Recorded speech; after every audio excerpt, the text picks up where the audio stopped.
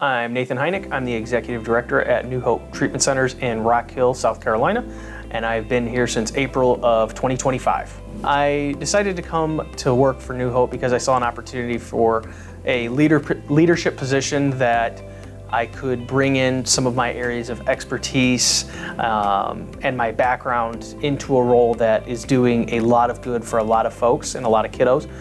My previous employment was primarily in law enforcement, did that for about 8 years. Day in, day out, the majority of the calls that I was going on had some mental health component, so that was a big why for me of getting into this space after moving my family to the Rock Hill area, so that I could be a part of the solution, not part of the problem. And I was barely scraping the surface in the previous roles. And while I'm thankful for those opportunities because it was a real life exposure to what was going on, there was definitely more that I could do. So in that time I was able to get an education, work, meet my wife, start my family. So while that was important, after moving here I was able to really lean into this profession and getting into this space to make a positive impact on not only the kiddos' lives, but the lives of the folks that are doing the day in, day out of this profession. As I've transitioned from the past roles that I've occupied, being in the Rock Hill area, to now, I would say that this place has a very intentional idea of both from the top and from the bottom of being very accepting to people that are coming in and that have bought into what New Hope is about, especially with our core values. EPIC is something that I don't think I necessarily put the words to, but it's something that I very much subscribe to, that, hey, if we are being exceptional to our kids, we're providing that excellence to them, we're being professional with them. Professionalism above all else is very important in any business, but the team that I have and the team that I have inherited had made this transition very easily, that I'm proud that we've worked together, they've stuck with me, they've been able to adapt to me sitting in this chair now. And the biggest thing that I think, and the biggest takeaway that I've had, is that there's a lot of great stories here. There are a lot of great people that are very intentional about why they're here and why they continue to be here.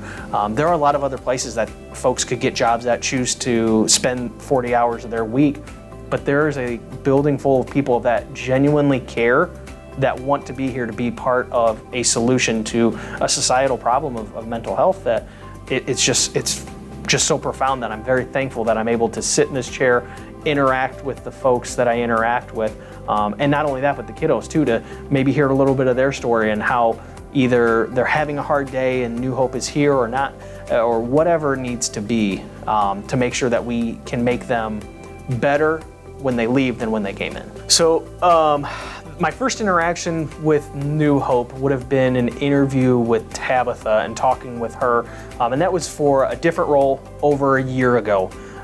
While it was very close to where I reside personally, I kept tabs on it. I kept looking at their opportunities, looking at their different things, and that communication with Tabitha really enhanced my knowledge of New Hope, and then being able to meet the Matts, Hembry and Simon, and then Eric along the way, and then also the first introduction to my team was with Kurt and Tashina, and every step of the way I just got more and more excited about the folks that I would be working for and working with during my time here at New Hope. That the folks that I probably see the most are Kurt and Frank with the residential services in our facilities, because it is such a vast building, and the residential side is a huge makeup of our structure. But not forgetting that our education department with Joanna, our nursing department with Chelsea and Jared are just as important.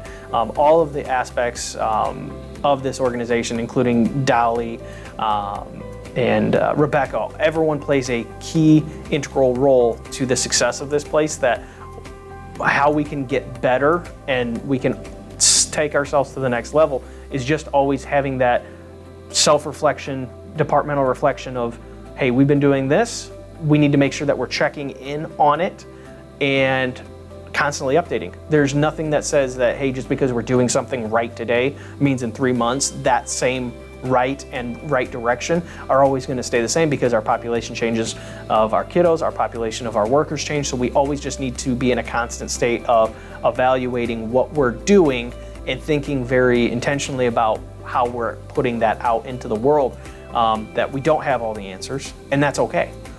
And we might be doing, like I said, we might be doing something right today, but it doesn't necessarily mean it's right for tomorrow.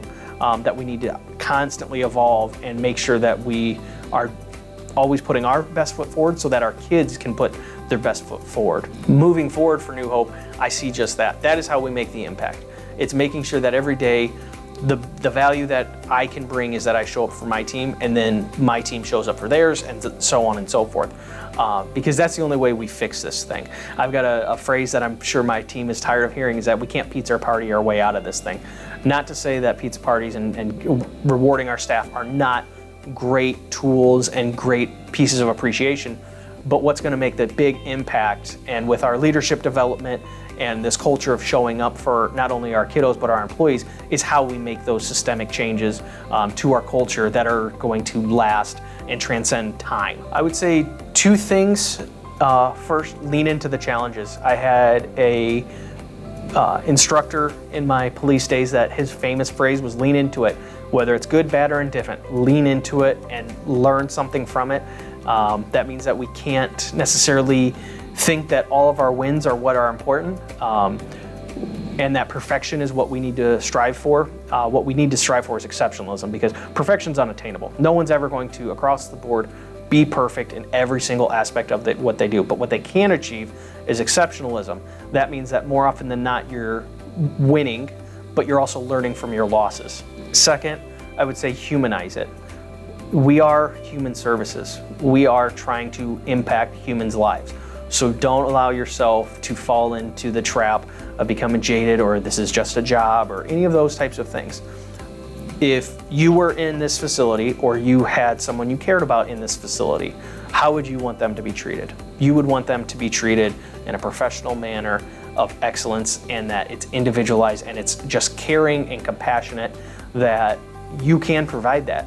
You wouldn't be here because you didn't have that. So lean into that, make sure you humanize it, and just constantly remind yourself of what your why is and why you decided on the however many days ago, years ago, whatever it may be, that you decided to pick up a pen or fill out an application. Just remember what that feeling was, or your first couple days, whatever that was. Just never lose sight of what where your compassion comes from.